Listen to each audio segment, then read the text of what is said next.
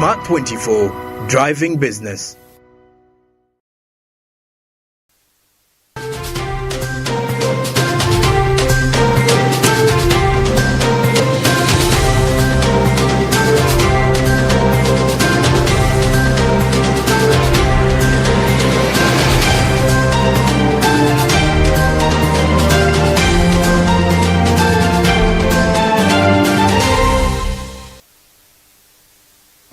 Kusawemu kuyitiddeko ddala eddakiika emu nkwaniriza ku mawulire gaffe agafa mu by'obusuubuzi akawungeezi k'olunaku olwaleero erinnya nze Naomi Mutumba ne munnange Winnie Buyinza Nakawuuki ku ludda olw'ab'obubonero mangi nnyo ge tuleese akawungeezi k'olunaku olwaleero wabula katusooke tukuwa emitwe emikulu oluvannyuma tukomewo nago mu bujjuvu.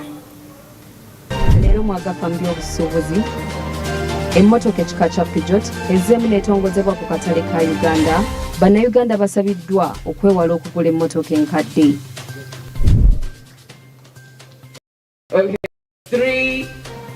Ate mu malala bannayuganda baweereddwa amagezi okukuuma ebyo bye bayiiyisa wamu n'okwongera amaanyi mu tekinologiya.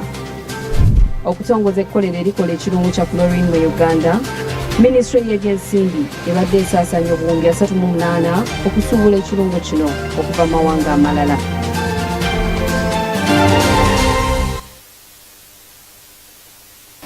Kale ate katutandike ne Minisitule ya ICT wamu n'ebitongole ebyenjawulo era olunaku olwaleero bivuddeyo okwongera amagezi n'amaanyi eri abayiiya abavuddeyo okubeera nga bakola ebintu ebyenjawulo. Bano nno bayambiddwa okubeera nga bamanyisibwa ku ebyo ebintu bye bazze bayiiya n'engeri gye basobola okubeera nga babifunamu ensimbi. Bongeddeko nti bannayuganda kakati ate balina obusobozi okubeera nga bakozesa enkola eya tekinologiya okusobola okweyolera ensimbi. Emboozi eno tugirina katugikowe.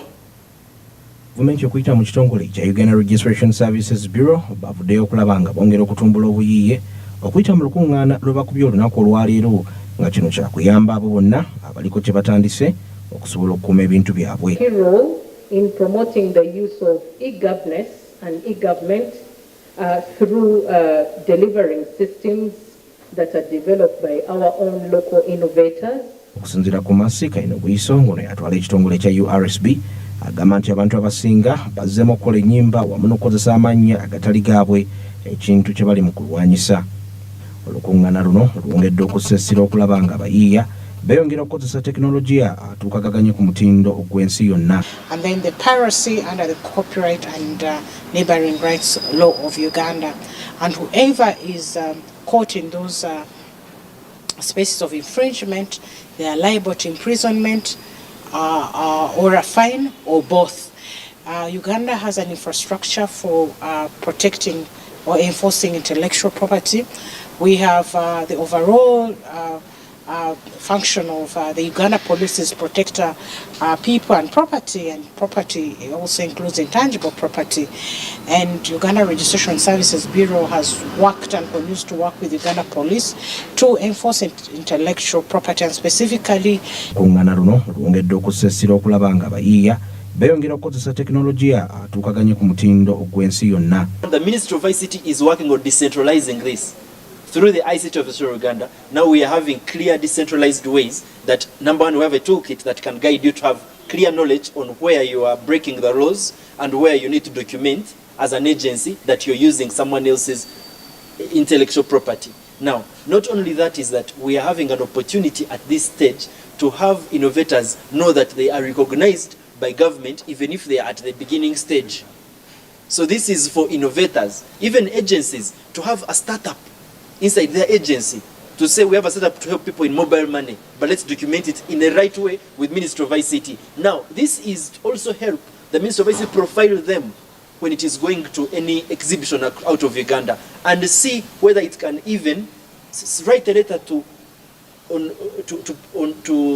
Makerere University, to any research institution about someone's innovation to explore further, and that will help the innovator to be guarded or the agency to be guarded to explore further. So we want to start innovation in agencies and companies, and this toolkit is to guide them to make sure that they follow the necessary steps and easily adopt this because they didn't know what to do.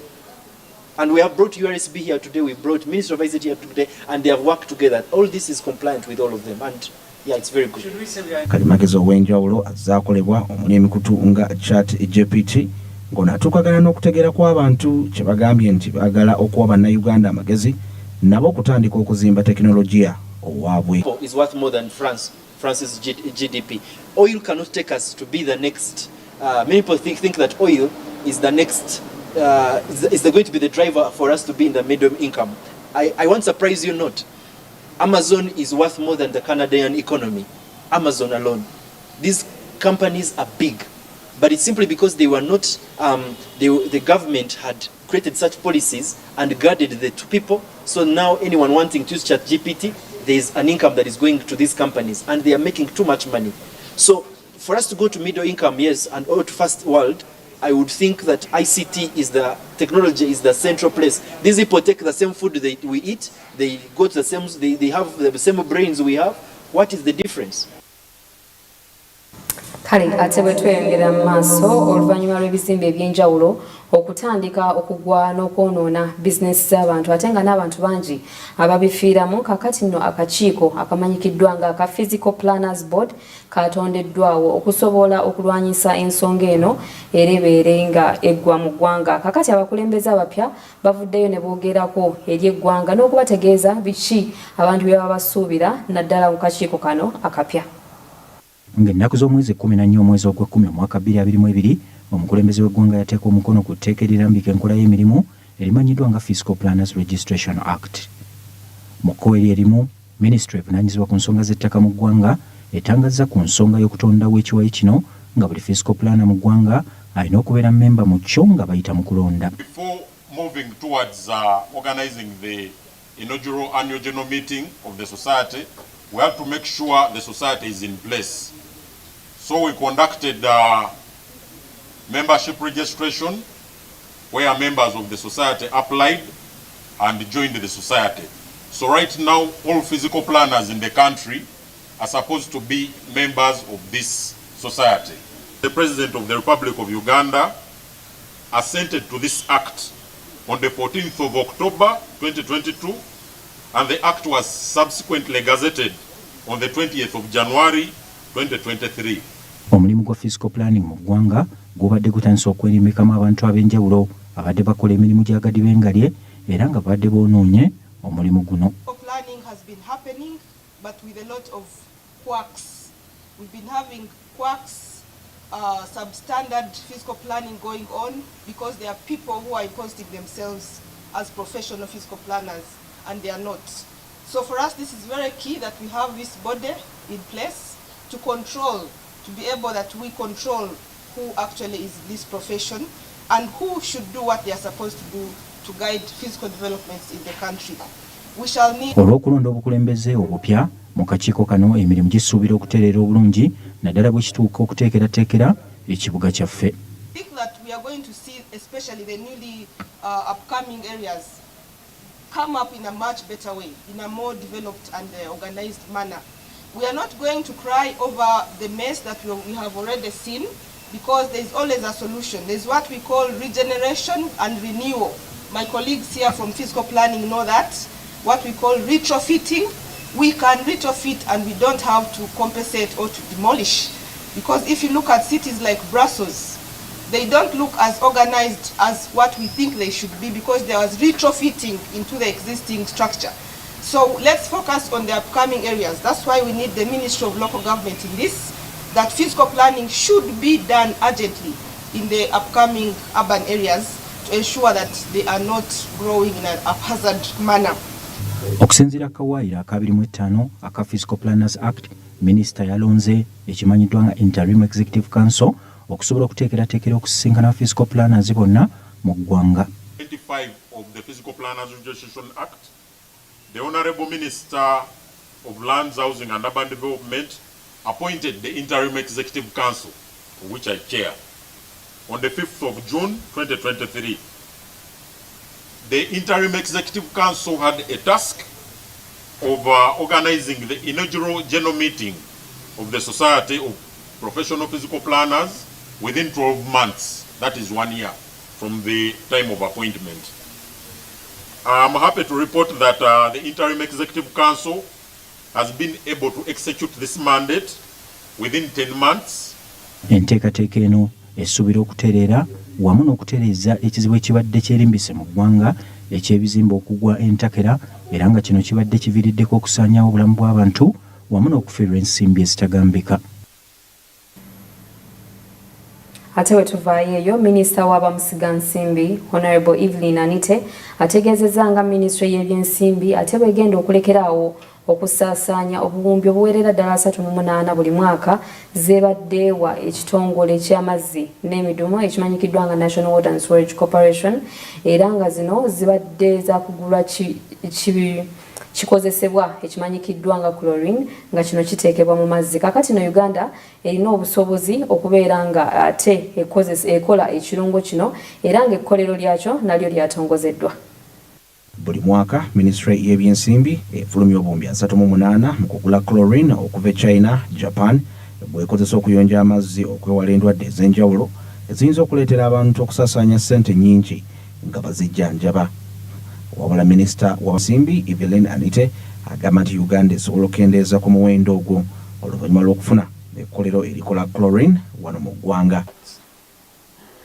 Because if you get your hard-earned shillings and you're going to enter that plane and go to China, go to Europe, go to Japan, and you will have to convert your shillings into dollars so as to buy that product, spend on shipment, and bring it here. You're losing that money. You're shipping out our jobs. So I want to ask Ugandans, let's support this product. If you buy this product, it is made in Uganda, you're actually creating jobs for Ugandans and you're not losing your money.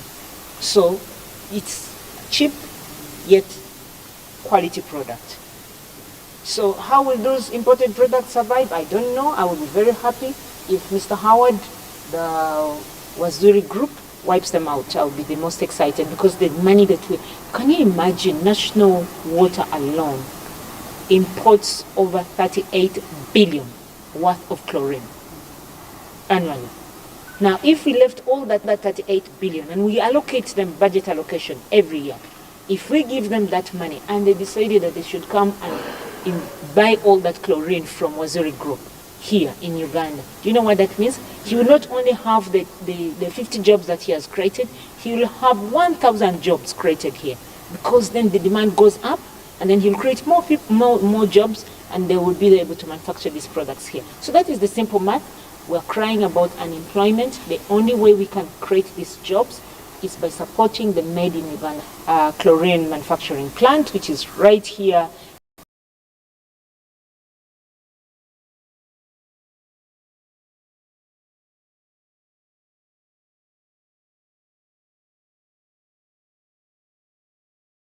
It's national medical stores or national water or all the other companies that have been using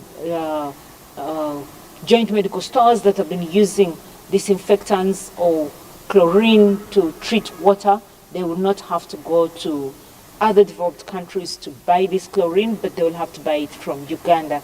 And this is very strategic for Uganda because then out of Uganda we'll be able to export this chlorine to South Sudan, to DRC, to the East African common market of 300 million people, because in the region, this is just about the first plant that we have. And it's very exciting that it's a Ugandan who actually looked very far and has been able to have this plant here.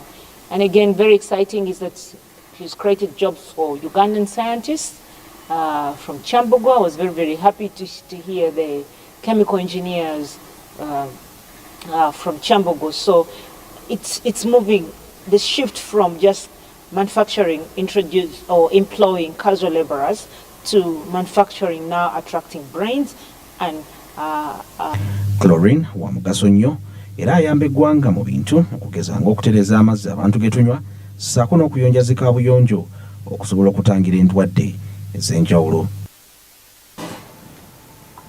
Kale ate nga tuvuddeyo eyo minisita ow'ekikula ky'abantu Honorable Bet Among ategeezezza ate nga bwe bataddewo enkola ez'enjawulo okulaba nga bayamba bannayuganda okukolera mu mbeera ennungi. Minisita ono agamba nti ate nga minisitule bali mu kutandika ebijaguzo by'olunaku lw'abakozi olw'okubeerawo ng'ennaku z'omwezi lumu omwezi ogwokutaano era nga mu kwetegeka kuno baagala balabe nti buli mukozi akolera mu mbeera ennungi. Abakozi bangi bakolera mu makolero ag'enjawulo nga banyigirizibwa mu nsonga z'okubasasula okufuna obujjanjabi singa baba batuukiddwako obuzibu. Minisita w'ekikola ky'abantu Betty Among ategeezezza nga amakolero agamu bwe gakozesa ebintu ebya chemicals ezireetera abakozi okufuna obuzibu. They have not put in place occupational safety. The architectural drawing are not being followed during the building.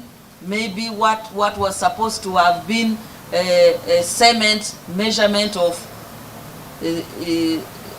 1 wheelbarrow 6 cement to maybe a certain quantity is not being done, and you see people are getting the building just collapses and people die.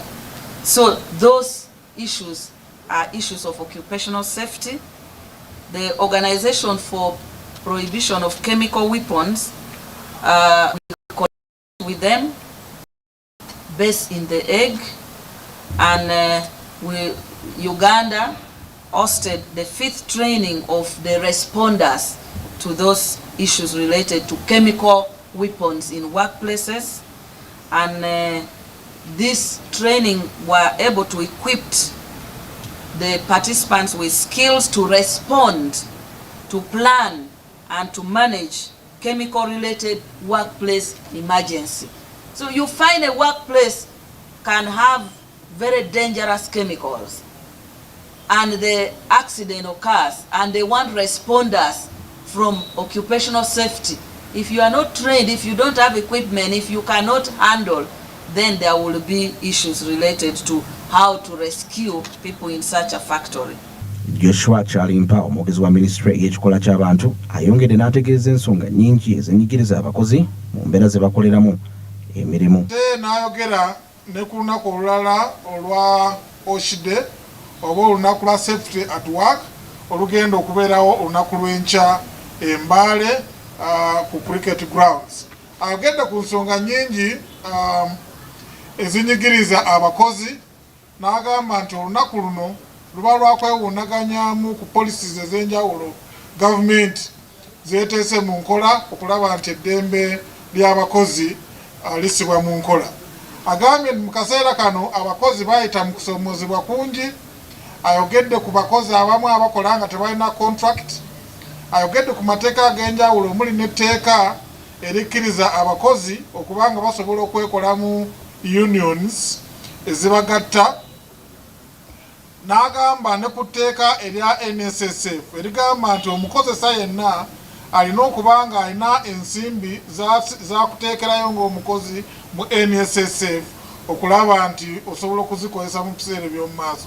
N'agamba nti emirundi egisinga ebintu bino tebikolebwako, n'olwekyo n'agamba nti kwe kumu ku kusoomoozebwa okw'enjawulo.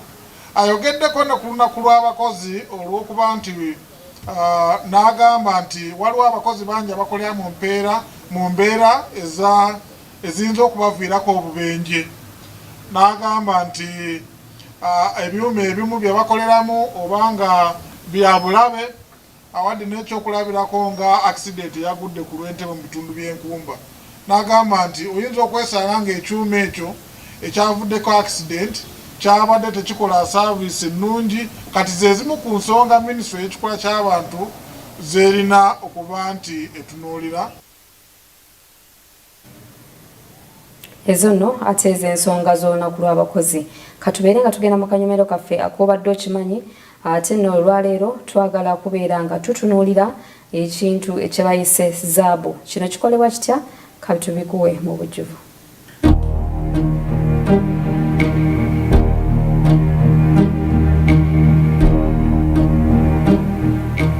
Olunaku olwaleero tutunuulidde ensibuko y'ekyobugagga ekimanyiddwa nga zaabu. Okuviira ddala Middle East n'okweyongerayo mu bitundu ebya Bulgarian Necropolis mu kyasa eky'e14 okuviira ddala ku bafalaawo abaliwo mu Misiri paka ku Baspanish, zaabu ono abadde ekyobugagga ekyamaanyi ennyo kyenkana Abamisiri bo baali bamutuuma owa Katonda. Ekifuula zaabu ono okubeera ekyettunzi ennyo n'okubeera eky'omuwendo kwe kubeera nti wabbula okusinga ku silver ne copper, ate ng'omuwendo gwa zaabu ono gwa njawulo omukko bw'oba ogeraageranyiza eby'obugagga ebirala. Zaabu ono aliko ebintu eby'enjawulo ebirala, tayonooneka, mwangu nnyo wakukolako, asobola okufuukamu ekintu kyonna ekirala nga bw'olaba waya wamu n'obumu obutonotono, asobola okusaanuuka n'akyusibwamu ebintu ebirala byonna bye wali olowoozezaako. Alina kalangi ak'omulembe era nga bangi baamuvumbulamu n'olugero olugamba nti oyakaayakana nga zaabu, ate nga bino byonna bimaze emyaka mifukunya nga zaabu ono afaanana bw'ati. Ekyobugagga kino bakabaka wamu n'abambejja baakyettanira nnyo era nga kyakolebwangamu eby'omuwendo bingi nnyo okumala ebbanga. Ono abadde akozesebwa nga ekyokuwanyisiganya mu byamaguzi bingi era nga kyatandika emyaka nga 60 emabega. Zaabu yasooka yazuulibwa era n'akolebwamu ebintu bingi mu kiseera ekyo bakabaka abaaliwo, naddala eyali ayitibwa Croesus eyali atwala ekitundu ekyali kimanyiddwa nga Lydia, kati abangi omumanyi nga Turkey. Mu byasa ebya 560 nga Kristo tannajja, ennusu za zaabu zino zaakozesebwanga nnyo mu kuwanyisiganya paka mu myaka gya 1900 ensimbi z'empapula we zaatandikira. Eggwanga lya Amerika lyatandika okuteekawo amaterekero ga zaabu ono era nga oli yali asobola okuwaayo zaabu gwe yali alina ne bamuwamu ensimbi ez'empapula. Omugaso gwa zaabu ono gwagenda guzuuka era ne batuuka n'okuzuula nti zaabu ono yali asobola okukozesebwa ng'ekintu ekyali kisobola okuyitamu amasannyalaze.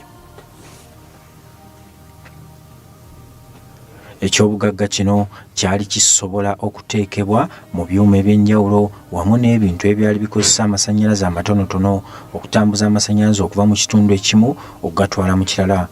Kyova olaba akozesebwa mu bintu bingi nga bw'olaba amasimu, calculator, ebyuma ebikozesebwa okutambuza netiwaaka wamu n'ebirala bingi. Zaabu ono yeewuunyisa nnyo olw'ebintu ebirala ebimuliko. Ye yekka alina langi eya kyenvu ng'eriko original, weewaawo waliwo ebyuma ebirala ebirina langi eno, naye ebingi ku byo langi eno eteekebwako obuteekebwa. Zaabu ono ky'ekyobugagga ekyasinze ku nsi nga ebimu ku ebyo ebisinga omuwendo era nga bw'oba ogeraageranyiza mu kye bayita bulooka eya zaabu ezitowa kilo eziwerera ddala 19,000 mu 3,000 bw'oba ogeraageranyiza n'ebyobugagga ebirala, muno nga mulimu ekyobugagga ekimanyiddwa nga lead nga kyo kizitowa kilo 1,134, ekyobugagga ekirala ekimanyiddwa nga osminium kyo ate nga kizitowa kilo 2,265. Kyazuuka nti kumpi ebitundu 9 ku buli 100 ku zaabu ono asimibwa busimbi okuva mu ttaka era wano n'essaanuuka eyasangibwa mu kifo ekimu eyalimu obuzito bwa zaabu obuwerera ddala ttaani emu n'obutundutundu 5.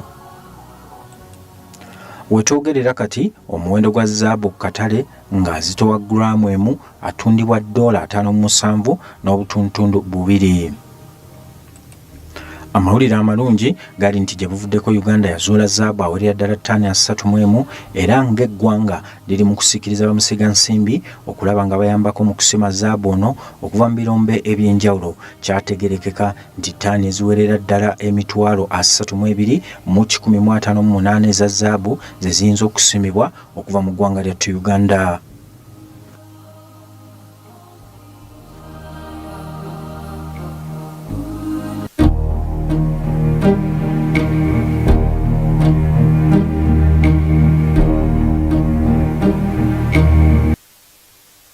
Wekyalaba amawulire agafa mu by'obusuubuzi, mutukkirize tuwummulemu katono ddala tukomawo n'ekitundu ekyokubiri, emboozi endala nnyingi ate ze tulina.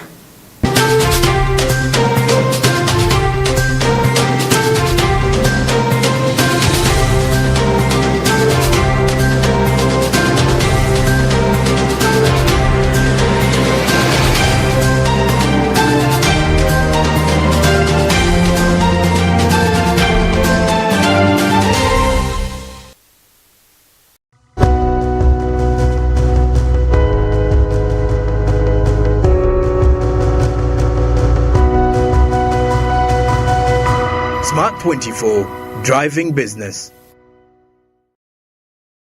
Osmosis is coming. Osmosis, what's the money? When do you see him? Send him to Momo. My bossy, can I borrow fuel? Biggie money, can I borrow renty? Manager, give me some caloni. Okay, what about 5K?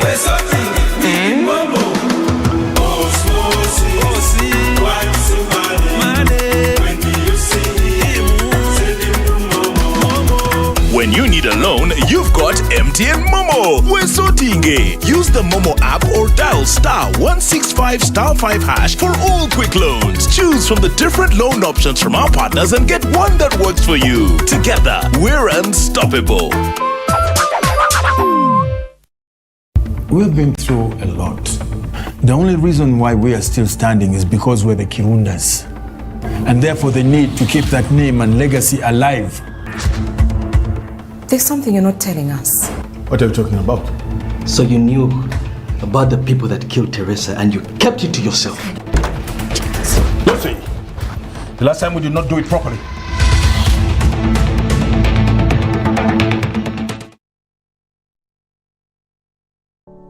Luxury redefined at Seasan Hotel as you indulge in the splendor of elegant living fit for the royalty that you are. Step into comfort, pampering and blissful customer-centric service as you select from our range of comfy, exquisite living quarters furnished to meet with your royal preference. Surrounded by scenic beauty, our tropical setting allows you to escape the glamorous ordeal of city life. Our ambient green gardens will guide you to a place of revitalizing rest. The 3-star restaurant caters to your palate, serving your choice menu ranging from exotic cuisines to local delicacies. Our chefs will serve you full course meals for a truly out-of-this-world culinary experience.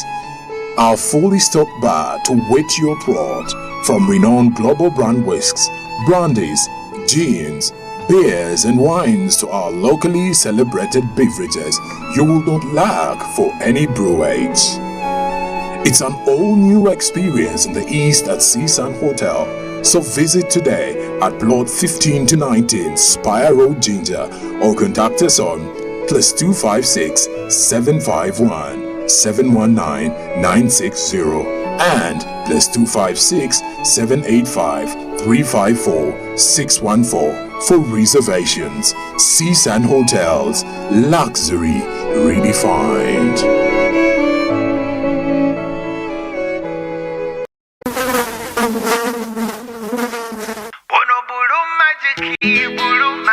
Is my joy. Ono bulu majiki wange. Ayo. Talaba kumabala atukuza nonyirira okirako enyange tayisa bubi fabriki kyonna kyekiri kigwa lwa bulu majiki is my choice. Ono bulu majiki ye wange. And the blue majiki is my choice. Hey, ono blue majiki ye wange.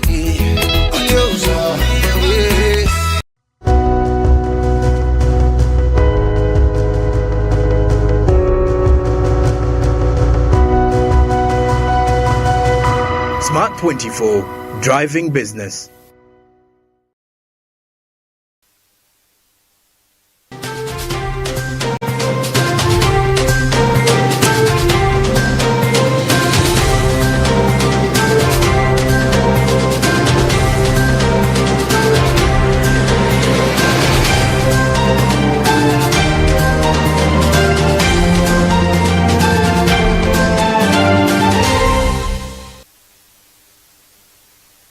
okuva mu kuwummulamu okwo tukyeyongera maaso n'amawulire agafa mu by'obusuubuzi era nga tugenda mu maaso kampani y'emmotoka emanyikiddwa ennyo nga Hyundai Motor Group okuva mu ggwanga ate erya South Korea nga muno mulimu ebika by'emmotoka ez'enjawulo naddala eyo emanyikiddwa nnyo nga Kia evuddeyo nno neddamu okutongoza emmotoka emanyikiddwa nga Peugeot.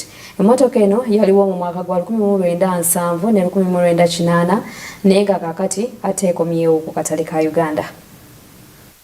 Kampuni y'emmotoka emanyikiddwa nga Hyundai Motor Group okuva mu ggwanga erya South Korea nga muno mulimu ebika ng'emmotoka emanyikiddwa ennyo eya Kia etongoza emmotoka emanyikiddwa nga Peugeot.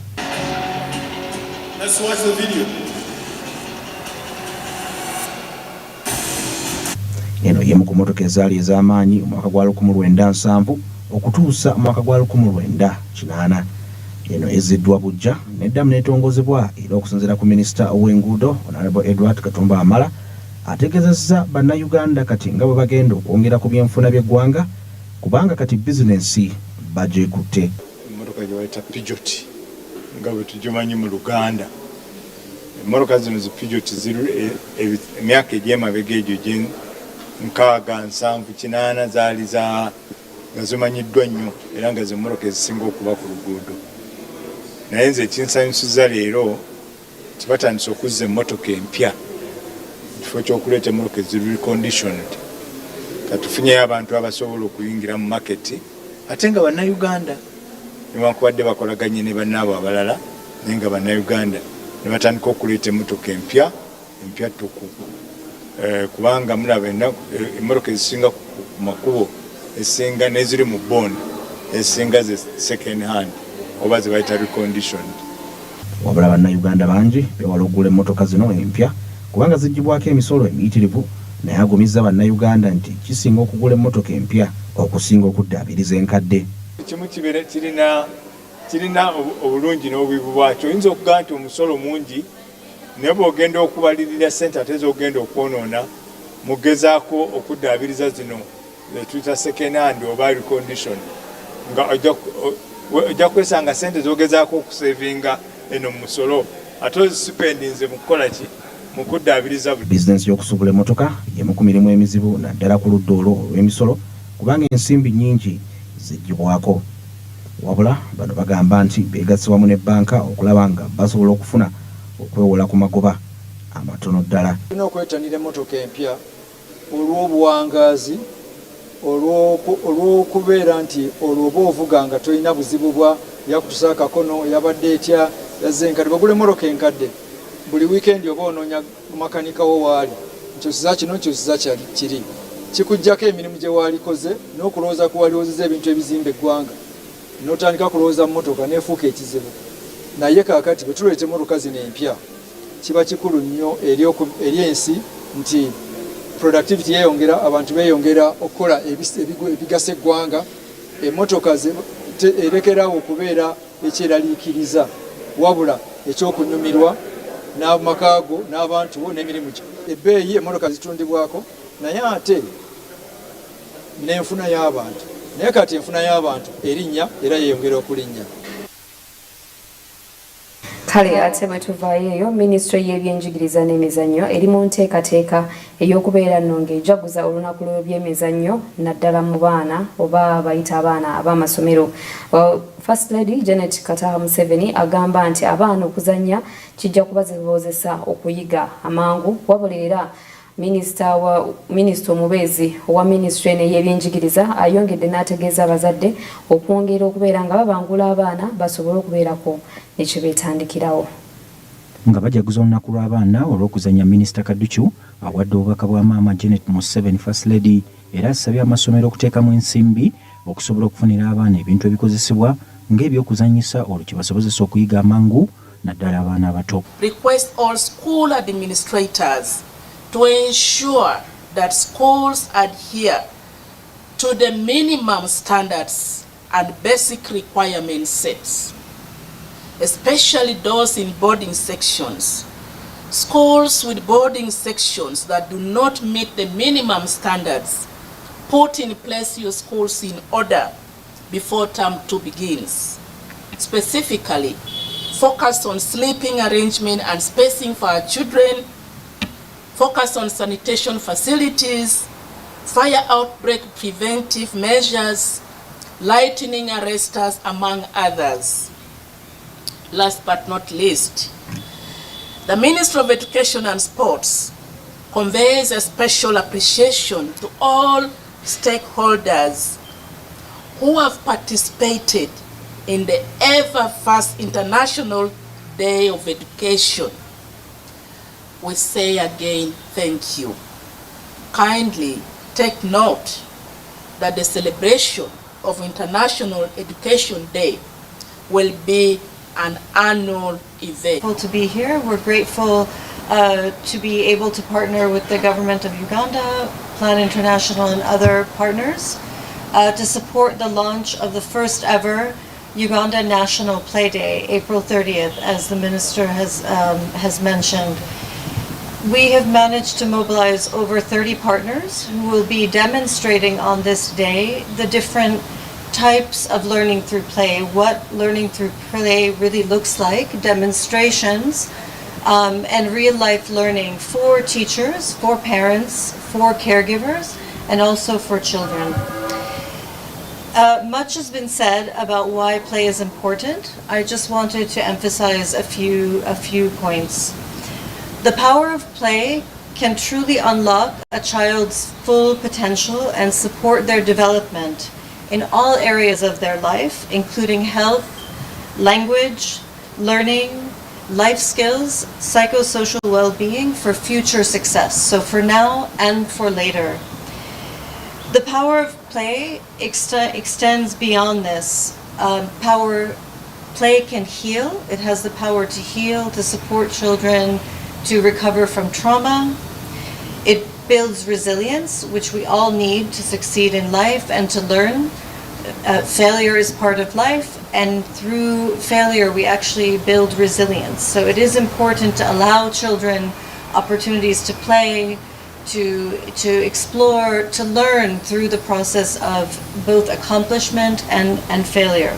Wabula Minisita Kadduchu agambye nti mu kaseera ng'abaana bagenda mu luwummula abazadde balina omulimu gw'amaanyi okubayigiriza ku mirimu egy'enjawulo okusobola okubayamba okukola ensimbi ezinaababeezaawo mu ttaamu ey'okubiri. That we are almost coming to the end of term 1 of this year 2024 school calendar, which began on Monday 5th February 2024, and the term will end on Friday 3rd May 2024, which is next Friday, next week. It comprised of 89 days. On behalf of all education fraternity, I would like to take this single opportunity to give my heartfelt appreciation to our Minister of Education and Sports, Mama Janet Kataha Museveni, for her leadership and guidance to all education institutions and schools. As the head of sector, we thank her for the strategic directives and the policy directions. I also wish to thank our government of Uganda under the leadership of His Excellency General Yoweri Kaguta Museveni through the Ministry of Finance, Planning and Economic Development for providing the funds for our schools and institutions that has enabled schools to complete the term smoothly. I thank all school directors, head teachers, teachers and support staff for their resilience during the term 1 and for impacting all the relevant knowledge, skills, values and right attitude into the lives of our children. To our learners, so far you have made a difference in your lives through education. I say congratulations to you for completing term 1, and may God bless you and make your dreams come true. Weewaawo bwetyo utambudde akawungeezi k'olunaku olwaleero ku mawulire gaffe agafa mu by'obusuubuzi nga tetunnakusibula katusooke tukulage ebikoze amakulu mu galeero. Leero mu agafa mu by'obusuubuzi Emmotoka ekika kya Peugeot ezzeemu n'etongozebwa ku katale ka Uganda. Bannayuganda basabiddwa okwewala okugula emmotoka enkadde.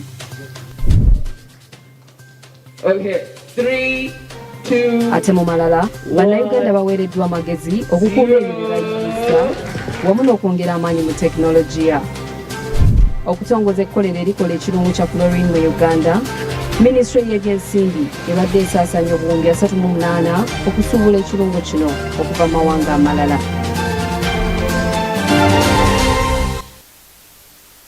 Webala okutambula naffe akawungeezi k'olunaku olwaleero ge mawulire gaffe bwe gatyo bwe gatambudde. Katubeere nga tukusibulira wano nsigadde nze Naomi Mutumba ne munange Winnie Buyinza Nakawuki. Musule bulungi, mweraba.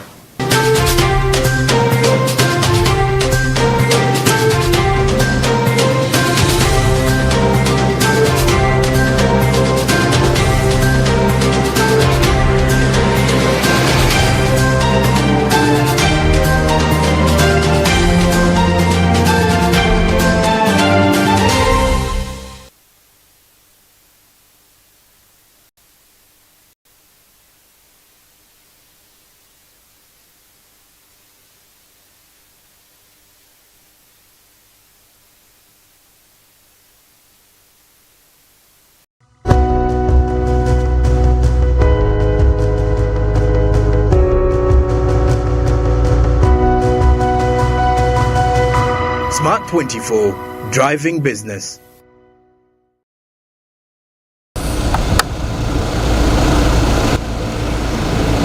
Mombasa, the largest port in East Africa, and Nairobi, the capital of Kenya,